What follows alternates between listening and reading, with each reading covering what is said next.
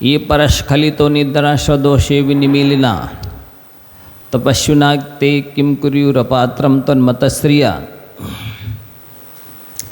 जो लोग दूसरों की दोषों को देखने में कहने में ही आसक्त रहते हैं, ये परस्खलितो निद्रा, पर के स्खलन कहलाते दोष। तो जो पर के स्खलन में उन्निद्र है, जाग रहे हैं, और स्वदोष इव निमीलिना, अपने दोषों को देखने के लिए हाथी की तरह आंख बंद किए हुए हैं। तपस्विना ते किम कुर्यो, यहाँ पर तपस्वी शब्द का अर्थ बेचारे है। ये जो ऐसा करते हैं, कैसा करते हैं कि दूसरों के दोषों को देखने के लिए जागरूक हैं, जागृत हैं, और स्वयं के दोष देखने के लिए सो रहे हैं, हाथी की तरह निमीलित नेत्र हैं। तपस्वी वे बेचारे हैं, और क्या कर सकते हैं। अपात्रम तन्मत स्त्रिया, हे जनेंद्र भगवान, वे तो आपके मत के पात्र ही नहीं है, अर्थात जैन नहीं है वो। क्या इतनी बड़ी उपाधि दी जा रही है इसको। मतस्त्रीय अपात्रम, वे जैन धर्म की योग्य नहीं है, जैन मतानुयायी नहीं है, अर्थात भी जैन भी नहीं है और सम्यक दृष्टि भी नहीं है। क्योंकि पर के दोषों को कहने का मतलब पर निंदा करना, और निंदा करने से नीच गोत्र का बंध होता है, और नीच गोत्र का बंध पहले और दूसरे गुण स्थान में होता है। सो जो वो निंदा कर रहा है, इसका मतलब है कि वो मिथ्या दृष्टि है और नीच गोत्र का बंध कर रहा है। तो नीच गोत्री जी मालूम कितने हैं।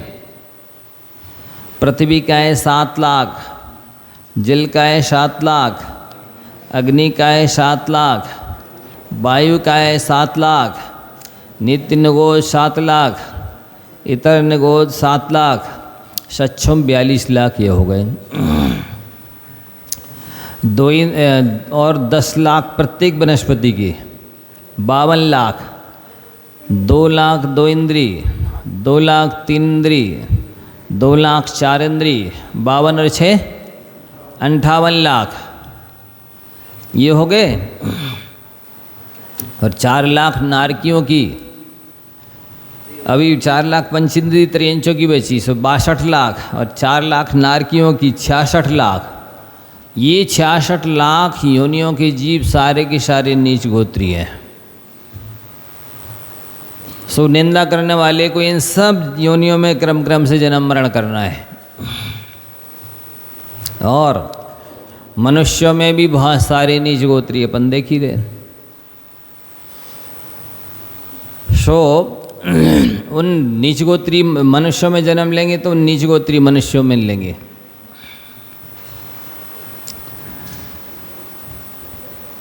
तो ये बहुत बड़ा घाटे का सौदा है। कौन सा? पर की निंदा करना, अपनी प्रशंसा करना बहुत बड़ा घाटे का सौदा है। एक तो बड़े स्थान गिर गया, अशुभ लेशा हो गई, अशुभ ध्यान हो गया, अशुभ योग हो गया, अशुभ उपयोग हो गया, तीव्र कषाय हो गई, विशुद्धि स्थान गए, संयम लब्धि स्थान गए। कितना बड़ा घाटा है, बहुत बड़ा घाटा है ये। उसका अर्थ ऐसा भी लगाया जाता है कि स्वयं की तो हाथी बराबर दोष हैं, सो से हाथी की आंखों बराबर भी मानने तैयार नहीं है, और दूसरे की हाथी बराबर अवगुण है, आंख बराबर, सो हाथी बराबर बताता है। समझ रहे हैं? इस तरह भी लगाना चाहिए कि दूसरे की हाथी की आंख बराबर दोषों को हाथी बराबर बताता है, और स्वयं के हाथी बराबर दोषों को हाथी की आंख बराबर भी नहीं मानता है। सो नीच गोत्र का बंद करता है और इस तरफ लगाएं फिर उल्टा। स्वयं के अंदर हाथी की आंख बराबर गुण है, सो हाथी बराबर बताता है, और सामने वाले के पास हाथी बराबर गुण है, सो उनको हाथी की आंख बराबर भी नहीं मानने तैयार। ये है, इसलिए वो जैन धर्म का पात्र नहीं है, वर्तमान में भी उच्च गोत्री नहीं है। केवल परंपरा से भले उसी गोत्र उच्च गोत्र प्राप्त हुआ हो, लेकिन अंदर से वो उच्च गोत्री नहीं है। ऐसा भयानक पाप है, अपराध है निंदा करना, चुगली करना। लेकिन अभी थोड़ा सा समय मिल जाए तो खाली, फिर देखो क्या होता है। इतनी बैठी बनावे कड़ीदार, हैं बहुएं बिटियाँ सासें नंदें जब मंदिर में आवे, कऊ तो घर के दुख रोबे, चुगली कऊ लगावे, और इतनी बैठी बनावे कड़ीदार, लगे ना मन मंदिर में। ऐसा किसी ने भजन बनाया है, सो वो आप लोगों पे लागू होगा, हम ये नहीं कह रहे हैं। भजन है, किसी ने बनाया है, सो वो सब पे लागू हो, आप लोगों की तो बात ही नहीं है। लेकिन ऐसा कहा गया है कि जैसे ही बनाने वाले ने बनाया है, देख सुन करके अनुभव करके बनाया होगा। सो आप देख लो, थोड़ा खाली समय होने दो, फिर जो है पाक्षिक प्रतिक्रमण शुरू हो जाएगा। इधर चतुर्दशी है ना आज, सो बिल्कुल एक दूसरे का पाक्षिक प्रतिक्रमण चालू हो जाएगा। तो ये यदि नहीं होता है दूसरों की निंदा और अपनी प्रशंसा, तो ये बहुत बड़ी साधना है, बहुत बड़ा पुरुषार्थ है, बहुत बड़ा धर्म ध्यान है। ये बुद्धिपूर्वक ध्यान रखना चाहिए। किसी में है कमी दोष तो हमें क्या तकलीफ है भाई, जिसके पैर में कांटा लगा है उसी को चुभेगा ना, हमें क्या तकलीफ। लेकिन नहीं, गधा किसी का है, अंगूर किसी के हैं, खेत किसी का है, पर गधा अंगूर क्यों खा रहा है? ना हमारा खेत है ना हमारा गधा है, पर हम देख नहीं पा रहे हैं कि गधा अंगूर क्यों खा रहा है।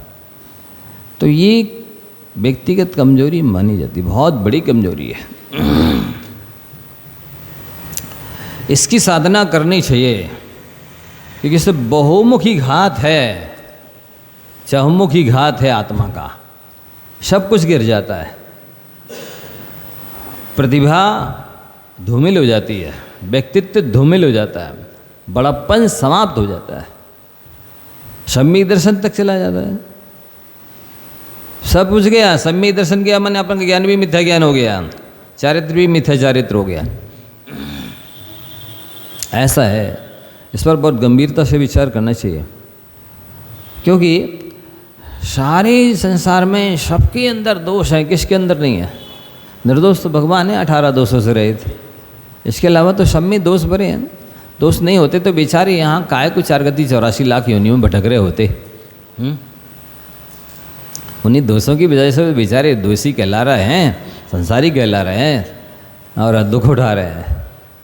सो ये है, यदि बन सकता है तो उपगुहनं का पालन करो, स्थितिग्रहण का पालन करो, दोष को छुपाओ, प्रेम स्नेह वात्सल्य दे करके उसके दोष निकालो तो ठीक है, और नहीं तो चुप रहो, मध्यस्थ रहो, पर अपना भाव ना बिगाड़ो। धर्म देखो, बहुत अच्छी बात कही जा रही है। प्रश्न नंबर शुरू की है, आत्म साधना सूत्र 10 नंबर का सूत्र है। एक एक सूत्र आपको अंदर तक हिला के रख देंगे, ध्यान से चिंतन मनन करोगे, पढ़ोगे तो। धर्म कथा सुनते समय शमशान में सौदाह की ज्वाला देखते समय और रोग से संतप्त रोगी के कष्ट का अनुभव करते समय मानव हृदय में जो संसार से विरक्त होने की बुद्धि पैदा होती है, यदि वह मनोदशा मस्तिष्क में क्षणिक ना रहे, स्थिर हो जाए, तो मनुष्य संसारी माया जाल से शीघ्र ही मुक्ति पास लेता है। स्थायी वैराग नहीं रहता है, शमशान वैराग होता है। जब दूसरे की चिता जलती है लगता है यार संसार आसार है, कोई सार नहीं है, थोड़ी देर के लिए। और जैसे ही बैराग भरी चूड़ खाया फिर वही घोड़ा और वही मैदान। ये बैराग भरी चूड़ है। हाँ बिल्कुल क्षणिक रहता है। ऐसी प्रसूति स्त्री का वैराग होता है। जिस समय वो बालक को जन्म देती है और प्रसव की पीड़ा होती है तो कहती है भोग जो है ना बहुत बेकार है, अब नहीं भोगेंगे। और प्रसूति के बाद जैसे ही गुड़ की लड़ुआ खाए वही घोड़ा वही मैदान। ये क्षणिक वैराग होता है। किसी को देखा अस्पताल में तड़फ रहा है, बीमारी व्यथा, लगता है क्या कर्म पाप कर्मों का फल है। देखो थोड़ी देर के लिए पाप से गिलानी सी होगी, बस जैसे मुख मोड़ा फिर वहीं वैराग छोड़ा, फिर नहीं आना साथ में। तो ये धर्म कथा सुनते समय या भी प्रवचन सुन रहे हैं ना, ऐसा लगता है कि अपन भी दीक्षा ले लो अब तो। जैसे ही उन्होंने देशना मंडप ये छोड़ा समोषण, और बस फिर तो यहाँ की जो है ना वैराग यहीं झटकार के देहली के बाहर पाँव रखते हैं। काय के बहाने? ताली बजाने के, हाँ ताली बजाने के बहाने भी झटकार देते हैं। तो ये इस प्राणी की बहुत पुरानी आदत है। ये धर्म कथा सुनते समय तो लगता है, लेकिन बस वो वहीं तक रहता है। जैसे ही मुख मोड़ता है और बस भूल जाता है। शमशान में शवदाह की ज्वाला देखते समय, रोग से संतप्त रोगी के कष्ट का अनुभव करते समय, ये जो मानव को संसार से विरक्ति होती है, ऐसी विरक्ति स्थायी रहे, वैराग बना रहे, क्या कहना। ना वैराग्यात परम भाग्यम, वैराग्य से बड़ा भाग्य तो कोई हो ही नहीं सकता। उन्हीं सकल वृत्ति बड़ भागी, भाव भोगनते वैरागी। वे बड़ भागी हैं जो भाव भोगनते वैरागी है। भोई तो नहीं होता और तो सब होता है। ये बहुत कमी है। तो संसार को घटाने की, नष्ट करने की क्षमता वैराग में है। बाकी संसारी पढ़े, अभिषेक किया, शांति धारा की, पूजा की, दो चार से हैं, और दूसरे सम काम का व्रत कर लेगा, तीर्थ यात्रा कर लेगा, दान देगा, वैराग होते ही नहीं है। इन सब से कल्याण नहीं होता। साथ में वैराग हो तो कल्याण होता है। इनसे वैराग होते ही नहीं। कहो भी मंदिर में लड़ बैठे, वैरागी लड़ेगा बताइए? कहो भी गुरुओं के सामने ही लड़ बैठे। जहाँ वैराग धारण करना है, संन्यास लेना है, पिछी के मंडल धारण करना, वहाँ भी लड़ बैठे। कोई भी मुद्दा हो सकता है। कमेटी का कोई सदस्य नहीं बनाया, पैम्पलेट में फोटो नहीं दी, छोटी दी, नीचे दी, कोई भी विकल्प हो सकते हैं। कसाई के उदय में विकल्प ही विकल्प है। तो ये यदि एक चीज़ है आपके पास वैराग्य, 12 भावना तो भाता है प्राणी, 12 भावना नहीं भाता है। 12 भावना भाता है, वैराग्य भावना 12 भावना नहीं भाएगा। 12 भावना भले तो कह रहे बैराग उपाम्बन माई चिंते अनुप्रेक्षा भाई। हे भाई, इस बैराग रूपी पुत्र को उत्पन्न करने वाली 12 भावना रूपी माता हैं। जैसे माता पुत्र को जन्म देती है, वैसे ही 12 भावना बैराग रूपी पुत्र को जन्म देती है। बैराग ही है एक श्रेष्ठतम चीज जो शीघ्र संसार को खत्म करने की क्षमता रखता है।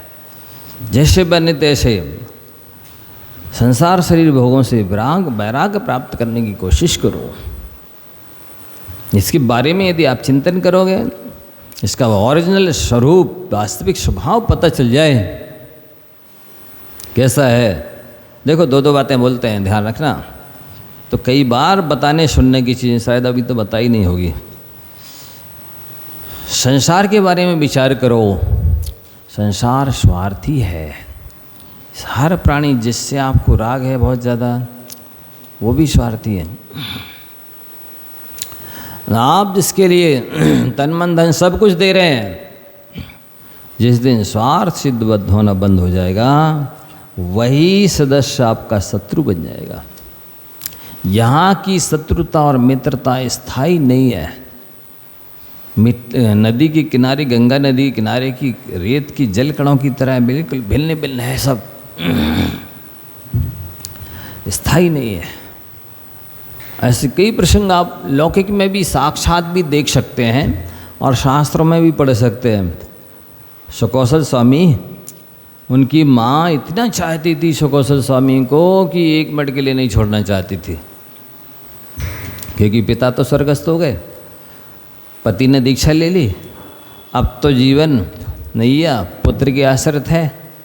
सो उस पर बहुत स्नेह था। इसको किसी दिगंबर साधु के दर्शन ना हो जाए, ये दीक्षा ना ले ले, इसलिए पूरी राज्य की सीमा के अंदर ही सारे मनोरंजन की व्यवस्था बना दी। अब एक दिन उनके पिता कीर्तिधर स्वयं आहारचर्या के लिए अपने राज्य की सीमा के अंदर आए। माँ ने देख लिया, नौकरों को आदेश दे दिया, जाओ इस नंगे को निकाल दो घर के राज्य की सीमा के बाहर।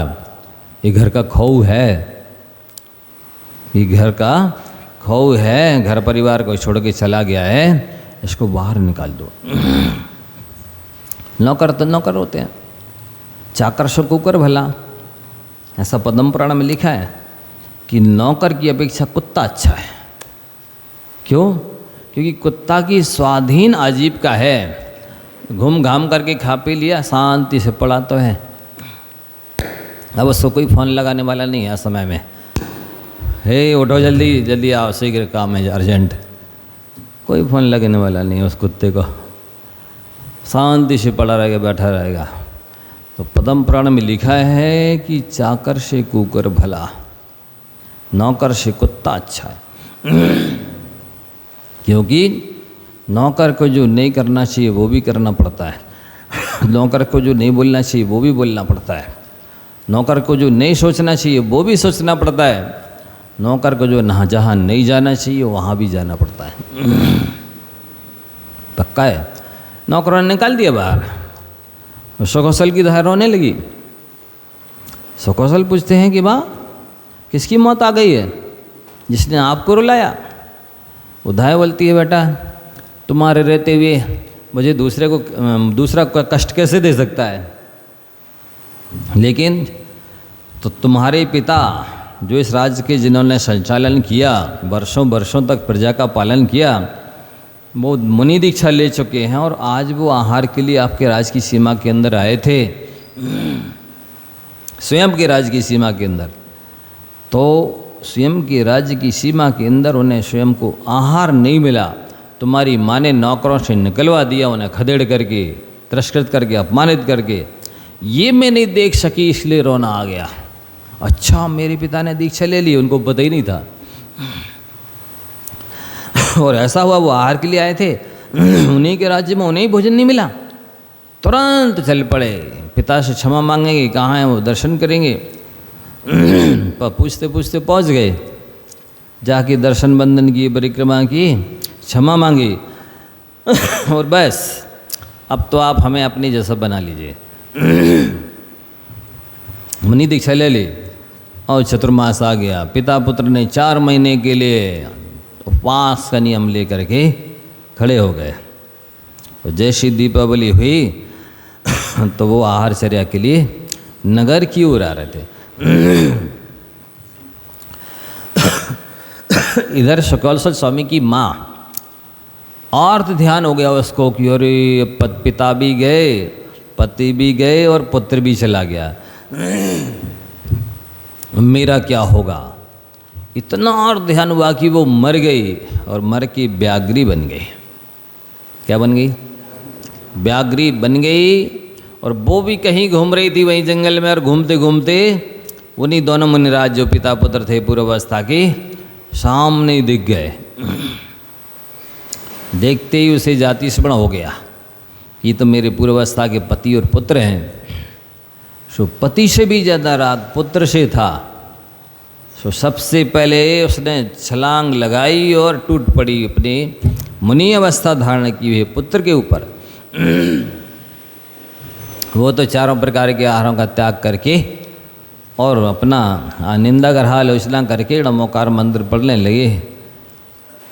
सो वो तो समाधि करके स्वर्ग में उत्पन्न हो गए। शुक्लस्वत स्वामी शायद 14 कौन से सर्वार सिद्धि के जहाँ तक मोक्ष चले गए, केवल ज्ञान हो गया। हाँ, सुकुमार स्वामी स्वर्ग गए हैं सर्वार सिद्धि, और शुक्लस्वत स्वामी मोक्ष चले गए। यहाँ व्याघ्री खा रही है, वहाँ पर वो अपने कर्मों का नाश कर रहे हैं। शुक्ल ध्यान करके मोक्ष चले गए। अब खा लिया तब उनके पिता जो थे पति थे पूर्वावस्था के, उनने ध्यान खुला कि अरे पापनी, तू जिसके वियोग में मर करके व्याघ्री बनी है, जिस पुत्र के वियोग में मरकर व्याघ्री बनी है, तूने उसी को खा लिया। वो मुनि अवस्था धारण किए हुए था, कितना पाप बांध लिया तूने। एक ओर तो तेरा इतना राग और दूसरी ओर इतना द्वेष। यही तो संसार बढ़ाने वाला है। उपदेश दिया तो उसको सम्यक दर्शन हो गया और पश्चाताप से उसके आंसू बह गए, और फिर उसने अणुव्रत ले लिए और सल्लेखना धारण की। सल्लेखना करके वो भी स्वर्ग में चली गई। ये नमोकार मंत्र का प्रभाव देखो। एक मुनि भक्षी मांसाहारी व्याघ्री भी और अणुव्रत लेकर नमोकार मंत्र पढ़ के उसको तो नरक में जाना चाहिए था, क्योंकि एक तो मुनि की हत्या की, दूसरा मांस भक्षण अभक्ष भक्षण किया, दो पाप किए। तो उसको तो और भी और हिंसा की होगी जानवरों की उसने पहले भी, लेकिन अणुव्रत धारण करके नमोकार के प्रभाव से स्वर्ग में चले गए। तो ऐसा स्वार्थी संसार है, जिस बेटे से इतना राग की सीमा के बाहर ही ना जाए, मुनि ने देख ले किसी को, नहीं तो बैरागी हो जाए, दीक्षा ले ले, और कहाँ फिर उसी के प्रति इतना द्वेष कि मुनि अवस्था भी धारण कर ली तो भी वैर नहीं छोड़ा, बदला लेना नहीं छोड़ा और खा गई। ये स्वार्थी संसार की दशा पर विचार करे व्यक्ति तो वैराग आए बिना रहता नहीं। एक नहीं, ऐसे संसार सैकड़ों हजारों दृष्टांत देख लीजिए आप। निकटतम रो जो खून के संबंध हैं, बाप बेटे के बहुत संस्मरण मिल जाएंगे आपको, न्यूज़पेपर में आए दिन पढ़ने मिल जाएगा। पति पत्नी के, भाई बहन के, कैसे मतलब एक दूसरे से बदला लेते, कैसा दुर्व्यवहार करते हैं। ऐसा विचार करें तो इतना आसक्ति और जो राग रहता है, अपनापन आत्मीयता रहती है, उसके बस होकर के जितने पाप करता है और 24 घंटे व्यस्त रहता है, अनेक तरह के संक्लेश उठाता है, अनेक तरह के संघर्ष करता है, वो बहुत सारे खत्म हो जाएं। कि अरे इनके पीछे जो हम कर रहे हैं ना पहले साथ रहा है ना आगे भी साथ रहेगा। इसी जन्म में इस कुटुंब में जन्म लिया सो सारे रिश्तेदार बन गए, अगले जन्म में कौन से कुटुंब में जन्म लेंगे वही कुटुंब भी बन जाएंगे। हैं, जन्म लेने मात्र से रिश्ता हो जाता है, और क्या रखा बताइए, क्या दे दिया ले लिया किसने। जन्म लिया कि कुटुंब भी बन गए, कोई माता बन गया, कोई पिता बन गया, कोई भाई बन गया, कोई भतीजा बन गया, कोई चाचा बन गया। हैं, और कुछ नहीं है लेना देना आत्मीयता। अरे बिल्कुल मैंने पृथक हैं एक दूसरे से, संयोग संबंध है बस। जितने दिन का है सो है, उतने दिन में आप कुछ भी कर लो, उनके पीछे उनको निमित्त बना करके चाहे संसार बढ़ा लो, चाहे घटा लो।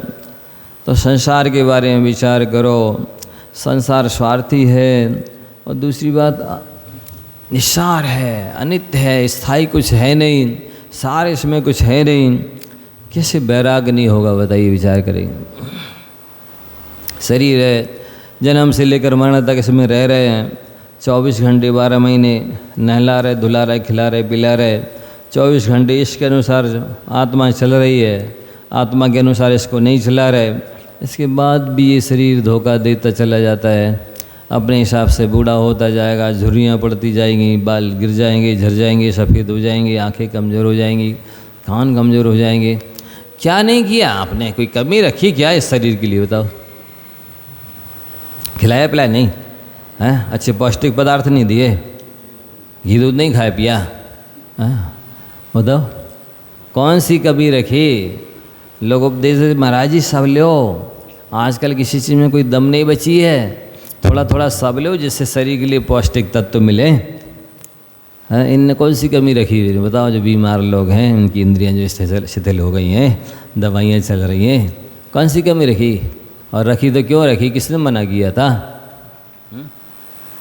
थोड़ा तो चला लो अपने शरीर को अपने अनुसार। हाँ,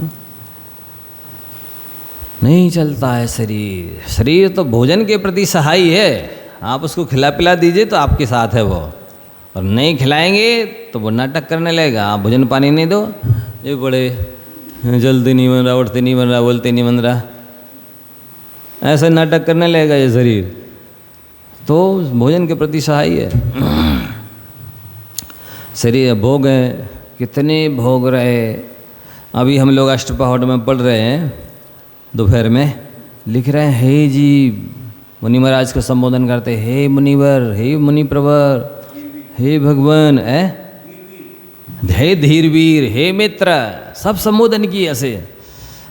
तुमने अनादि काल से लेकर इतना खाया कि एक जन्म का एक दाना भी इकट्ठा करोगे तो सुमेरु पर्वत बराबर अनेक ढेर लग जाएंगे, लेकिन ये छदा कोकरी आज तक शांत नहीं हुई। इतना पानी पिया है कि 3 लोग का सारा पानी एक ही जीव पी चुका है। ऐसे ही आया शब्द, 3 लोग का सारा पानी एक जीव पी चुका है। इतने बार जन्म लेकर के पानी पिया, फिर भी प्यास आज भी शांत नहीं हुई। और जन्म लेने के बाद माता के सामने ही मर गए तो पुत्र वियोग में माताएं रोईं, उनकी आंसू इकट्ठे किए जाएं तो कई समुद्र भर जाएंगे। इतने बार ऐसा हुआ कि माता के सामने ही मर गए। और लिखते हैं, हे जीव, तूने अनादिकाल से इतने शरीर धारण किए हैं, यदि उन शरीरों की हड्डियां इकट्ठे की जाएं, एक पूरा बराबर इतनी इतनी हड्डी एक एक शरीर की, तो सुमेरु पर्वत बराबर कई ढेर लग जाएंगे। इतनी शरीर धारण कर चुका है तो इस शरीर से राग करता है तो नया शरीर नियम से मिलता है। ये तुझे शरीर नहीं चाहिए है तो शरीरों से राग करना बंद कर दे। जब तक शरीर रहेगा तब तक सुखी होने की कल्पना ही मत करना, क्योंकि सारी समस्याओं का घर तो ये शरीर ही है। ऐसा लिखते हैं आचार्य कुंद देव और समझाते हैं कि हे आत्मन, तूने मुनि दीक्षा भी अनंत बार ली, लेकिन द्रव्यलिंग धारण किया, भावलिंग नहीं धारण किया, रत्नात्रय धारण नहीं किया तूने, इसलिए आज भी संसार में भटक रहा है। हे आत्मन, अब तो रत्नात्रय की आराधना कर, इसी से संसार का अंत होने वाला है और किसी में सामर्थ्य नहीं है तेरे दुखों का अंत करने की।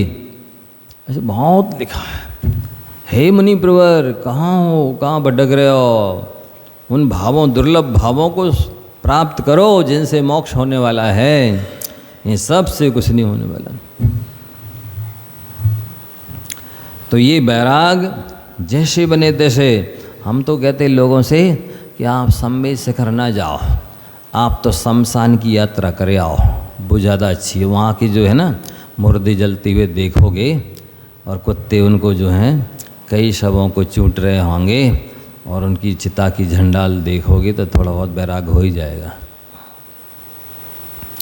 और न जाओ पिकनिक मनाने के लिए, आप तो अस्पताल चले जाओ, सो वहाँ देखो लोगों को कितनी तरह से बीमार हैं, दुखी हैं, तड़प रहे हैं, शोक हैं, हताश उदास निराश हैं, चेहरे उतरे हुए हैं, चिंता में डूबे हैं, कब ठीक होंगे, कहाँ से ये पैसा चुकाएं, कहाँ से ये दवाइयाँ लाएं, कब इस अस्पताल से निकलेंगे, दुर्गंध आ रही है, हैं, कितनी अशुद्धि है, बैठने सोने के लिए घंटा भर भी नहीं बैठ सकते, क्षण भर रहने लायक नहीं है, यहाँ कब तक रहना है, हैं बेचारे ऐसे हैं। उनको देखो जरा, थोड़ा सा बैराग हो जाए, और नहीं जाओ कहीं तो अपने थोड़ा सा जो बेचारे झोपड़पट्टी में रह रहे हैं उनको देखो जाके, ऐसी भयानक मई जून की गर्मी में भी वहीं पर गरम गरम दिन भर लू खा रहे, कई तो टीन की चद्दरों के नीचे रहते हैं, ऐसी भयानक गर्मी में हवा की तरह तब रहा है वो झोपड़पट्टी, उनकी टीन के चद्दर छाए हैं,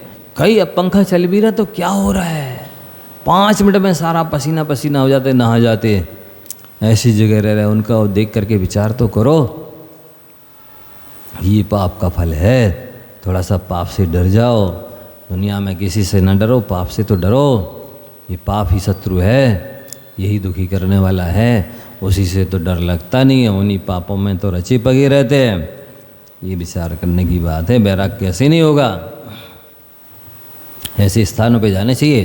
लेकिन हम तो मैंने हर महीने श्रवण बेलगुला जाते, हर साल जाते, सम्मेशगर जाते, हाँ कितना बैराग हो गया बता ना, अब 23 छटाक हो गया कुछ, हैं कितनी सम्मेशगर की कॉम्प्लेक्स की यात्रा कर ली, हाँ इतने बार शमशान चले जाते तो ज़्यादा अच्छा रहता, हैं इतने बार अस्पताल चले जाते, इतने बार जहाँ बेचारे जो भीख मांग रहे हैं वो पड़े हैं फुटपाथ पे, उनको देख लेते तो ज़्यादा तीर्थ यात्रा अच्छी हो जाती है, मन तीर्थ तो बन जाता कम से कम, तीर्थों पे गए लेकिन मन तो तीर्थ बने ही नहीं।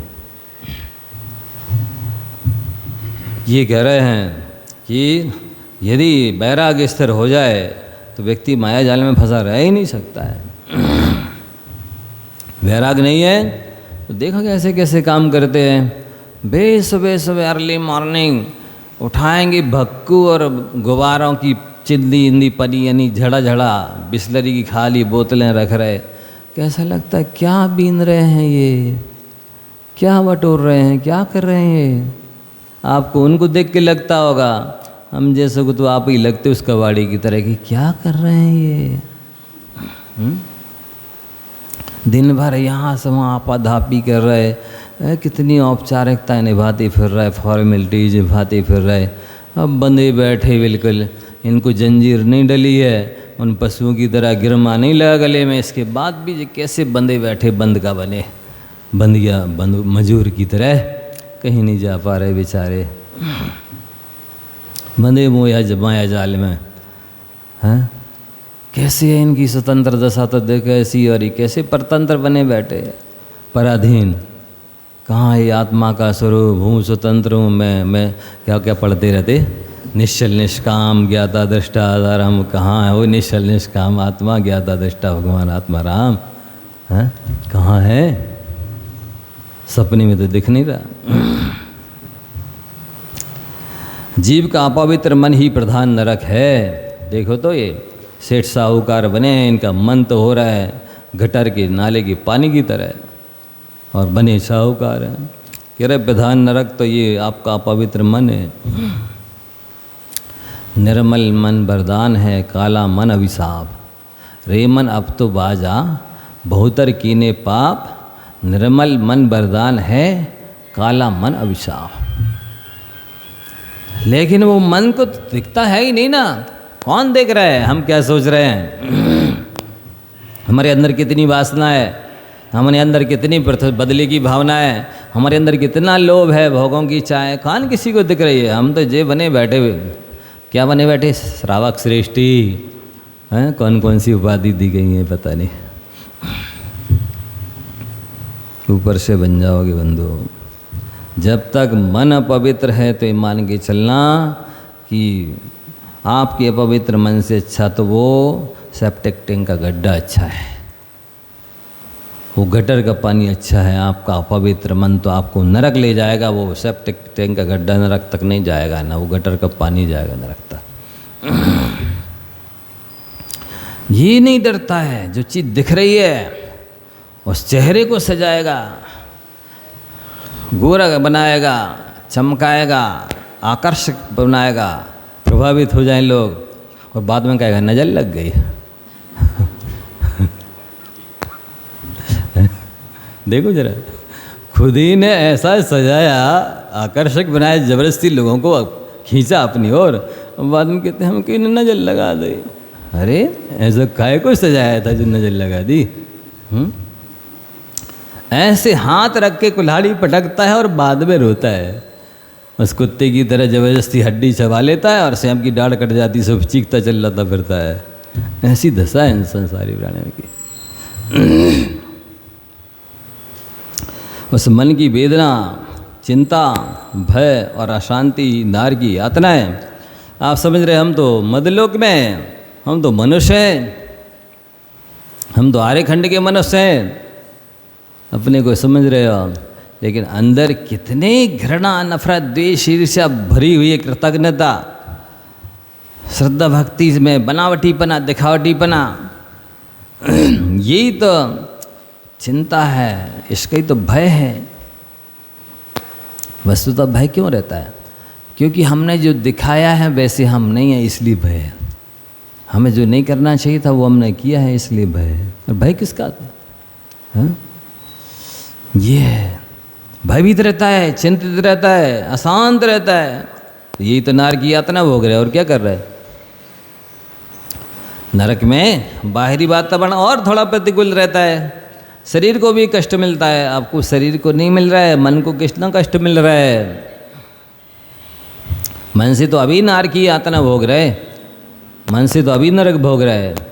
जहाँ बदले की भावना बैठी हुई है कि हम मिलने दो मौका, हम देखते हैं। जहाँ पर बैर है, प्रतिशोध है, घृणा, नफरत, द्वेष है, आसक्ति है, लोभ है, कंजूसी है, वहाँ तो नरक है ही मन में। बाहर भले ना हो, बाहर भले एसी लगा हो, अंदर में तो हीटर ही जल रहा है। पक्का है। घर घर में, कमरे कमरे में एसी बनेगा। कैसे बनने लगे आजकल कोठी बंगले? एसी बिल्कुल ठंडे, कूल कूल, उसमें भी कुलते रहते हैं। मन में जो विकार विभाव है उसकी वजह से। और मन शांत रहे तो बाहर में एसी की जरूरत क्या है? फिर भी आनंद, शांति रहती है। ये तन से नहीं मन से मिलें, पर से नहीं सौ से मिलें। वो तो मिलते ही नहीं, मन से मिलने का तो टाइम ही नहीं है। दूसरों से मिलेंगे चाहे अपने से मिलेंगे, मिलते शरीर ही से, ना दूसरे के मन से मिलते हैं ना अपने मन से मिलते हैं। मिलने का टाइम का है? हाँ, व्यक्ति आज इतना व्यस्त हो गया है, इतनी ज़्यादा उसने अपना कारोबार फैला लिया है कि अब उसको कहना पड़ता है कि अब तो मरने तक की फुर्सत नहीं है, हैं? मरने तक की फुर्सत नहीं है। देखो जरा, इनको फुर्सत मिलेगी तब यमराज आएगा, नहीं तो आएगा ही नहीं, क्योंकि फुर्सत नहीं ना। फुर्सती लोगों को पकड़ता होगा यमराज तो। बिल्कुल ये है, स्वयं के मन से तो मिलो। शाम को एक बार तो थोड़ा सोचो, हे मन, हे आत्मन, हे जीव, दिन भर में तुझे क्या करना था और तूने क्या किया है? बैठेगा 12 बजे रात तक, दुकान बंद करी, उसके बाद में लेखा जोखा मैनेजमेंट करने के लिए तो बैठेगा कि कितना आय हुआ, कितनी व्यय हुई, कितनी उधारी हुई, क्या हुआ, ये सब तो ये लेखा जोखा करेगा। लेकिन 5 मिनट भी नहीं सोचेगा कि मैंने क्या क्या किया है, मुझे क्या करना चाहिए था, मैंने जो किया उसका फल क्या होगा। कुछ तो थोड़ा मन में आ जाए तो आलोचना पाठ पढ़ ले, प्रतिक्रमण कर ले। कुछ नहीं करने का टाइम मिलता तो प्रतिक्रमण तो कर लो। सारे दोषों की शुद्धि प्रतिक्रमण से होती है, प्रतिक्रमण करने का ही टाइम नहीं है तो किससे शुद्धि होगी? जब गुणदोष का विचार करने का अवसर ही नहीं है, समय ही नहीं है। इतनी ज़्यादा बिल्कुल मैनेजमेंट है हर चीज़ का, बड़े लमसम काम चल रहे हैं, सबका लेखा जोखा है। अच्छे अच्छे बड़े बड़े मुनीम मैनेजर लगा रखे हैं, एक के ऊपर एक। कैसे गड़बड़ा हो गया, पूरा हिसाब किताब एकदम एक्यूरेट होना चाहिए। ये सब हिसाब किताब है। आचार विचार का कितना हिसाब किताब है बताना जरा। स्वयं के आचार विचारों का कितना लेखा जोखा है, हिसाब किताब मैनेजमेंट है। उसका देखा कितना आय हो रहा, कितना व्यय हो रहा, कितना मुनाफा हो रहा और कितना घाटा हो रहा, उस पर ध्यान नहीं है। केवल खुश हो रहा है, इतने साल हो गए हैं मुझे को पैसे जमा किए हुए, सो इतना पैसा आ रहा, ब्याज का आने वाला है। हे धिक्कार मोही तुझको, तू ये तो सोच रहा है कितना ब्याज आने वाला है, ये नहीं सोच रहा कि जीवन के इतने क्षण बर्बाद हो गए हैं,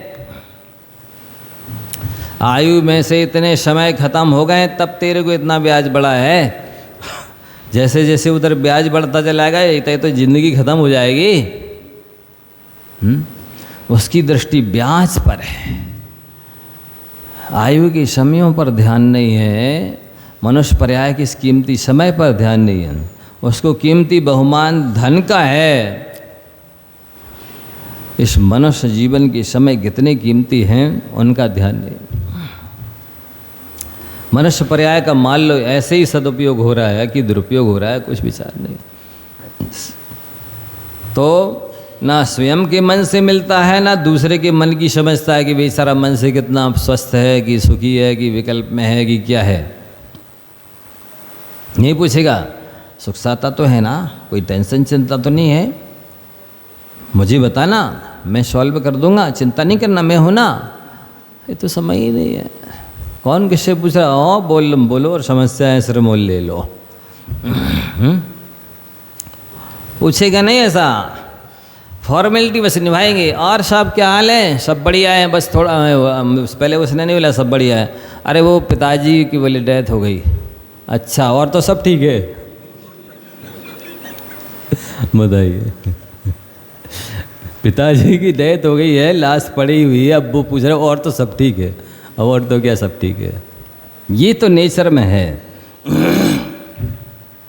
पूछने में, ऐसी फॉर्मेलिटी निभाता है, लेकिन संवेदना जताना नहीं जानता।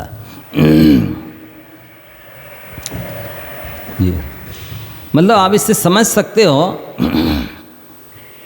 कि आजकल की जो रिश्तेदारियां हैं, आजकल के जो संबंध हैं, मित्रता है, वो भी एकदम औपचारिक हो गए,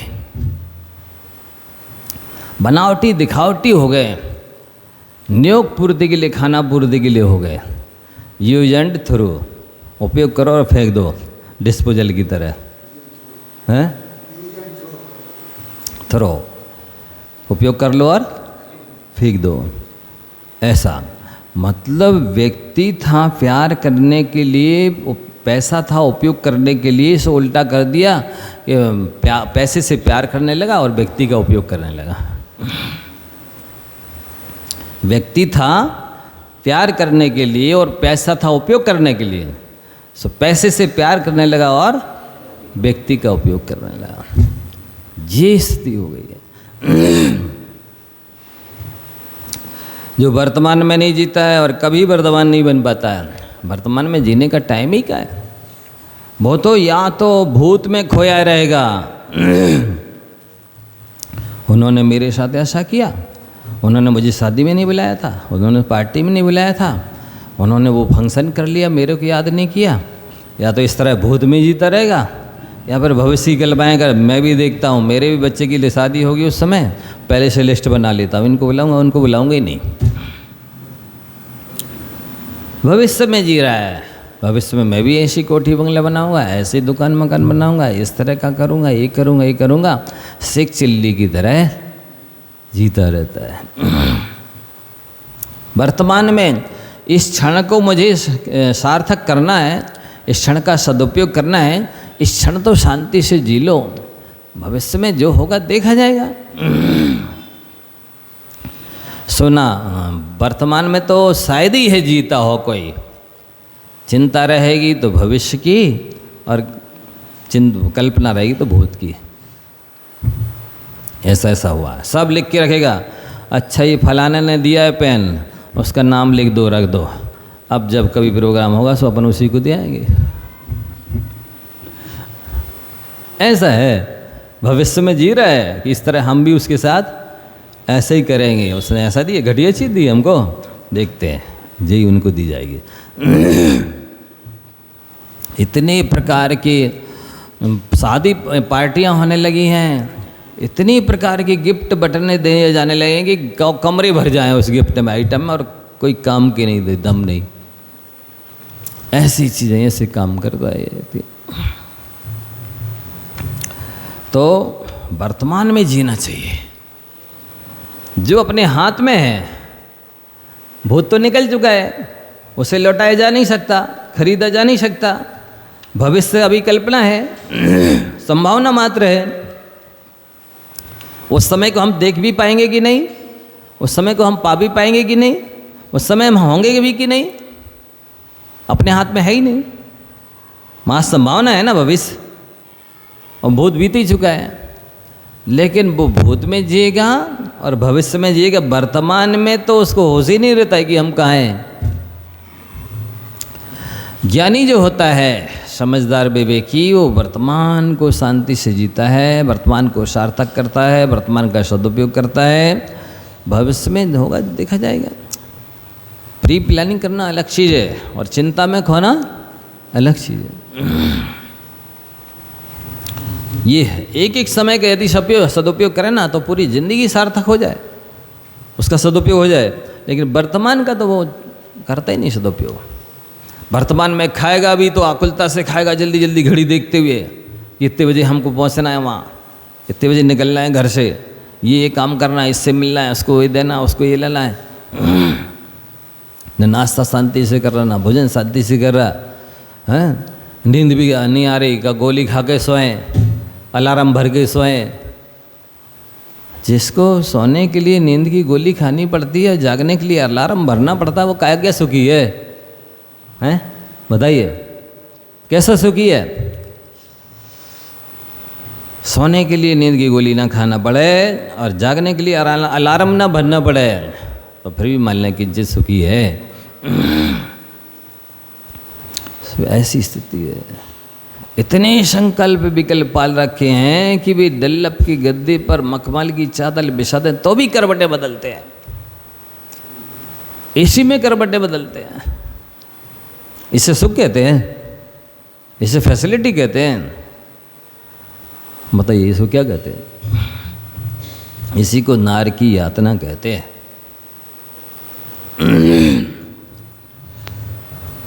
बिना दवाई के भोजन नहीं होता है, हर चीज़ की दवाई।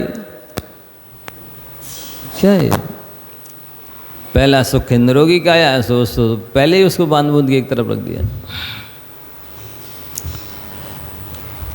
इतने तरह के रोग पाल रखे हैं। कुछ नहीं है तो वो जिम जाएंगे। देखो जरा, निष्प्रयोजन के खर्चे 2-2, 3-3 घंटे लग जाएं, कोई बात नहीं, उसके लिए समय, पैसे हैं, सब कुछ है। लेकिन अच्छे कार्यों के लिए समय भी नहीं है, पैसा भी नहीं है, बुद्धि भी नहीं है। यदि अपना उत्थान औरों के भरोसे हो सकता तो गधा अब तक इंसान बन गया होता। ऐसा प्राय करके देखा जाता है, दूसरों के भरोसे पड़े रहते हैं। कई लोग तो अपनी बुद्धि का उपयोग करते ही नहीं है, उसको तो कंजूस की तरह बांध बुध के रखे रहते हैं। बस भेड़ चाल चलेंगे, हर काम के लिए बेजाने।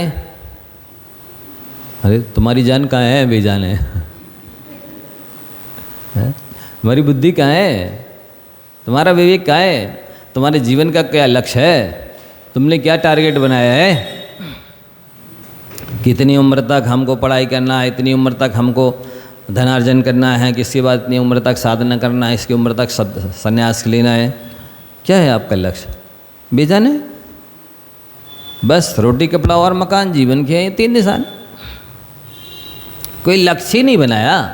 ऐसी बाल्यावस्था निकल गई, बालपन में ज्ञान न लाओ तो वो तो ठीक ही है। जवान तरुण से तरुण ही रहता रहो, जवान अवस्था में तो एक ही चीज़ है, बस एक सूत्री कार्यक्रम। और वृद्ध हो गए सो भी ठिकाना नहीं, जैसे तैसे समय काट रहे। कोई साधना, कोई संन्यास का लक्ष्य कुछ नहीं है। 12 साल पहले से इंद्रियापक आचार्य को खोजना पड़ता है समाधि के लिए कि हम किन के पास जाकर के रहेंगे, कौन से स्थान पर रहकर साधना करेंगे समाधि की, पता ही नहीं है। उम्र कितनी बची है, 4 आश्रम निकले, ब्रह्मचर्य आश्रम, गृहस्थ आश्रम, वानप्रस्थ आश्रम, संन्यास आश्रम। उन्होंने तो संन्यास को ही संन्यास दे दिया है, हाँ? संन्यास से संन्यास ले लिया है। अब क्या संन्यास वर्ण करने की जरूरत है, संन्यास से ही संन्यास ले लिया। जिसका वर्ण करना चाहिए था उसका प्रत्याख्यान कर दिया है। कई लोग कहते हमारे नियम नहीं लेने का नियम है, नियम नहीं लेने का नियम है। इसी तरह इनके संन्यास नहीं ले, संन्यास का संन्यास कर दिया है। नहीं किया होता तो फिर ध्यान रहता ना कि 12 साल पहले से कि हमको कहाँ जाना है, किस स्थान पर रह करके साधना करनी है, किसी पादमूल में मतलब समाधि वर्ण करनी है। कुछ नहीं, जबरदस्ती दखलंदाजी करते रहते मकान दुकान में। सो बच्चे नाती पोते बोलते रहते दद्दा बैठे थोड़ा शांति से, तुमने आई हो दुकान पे, फिर भी ये नहीं आनते, नहीं थोड़े से मौड़ा मौड़ियों को भोजन करा दे, थोड़े मन बहलाए, इस टाइप की है ये कोई लक्ष्य है? जावाणी की ज्ञानते सूझे लोकालो।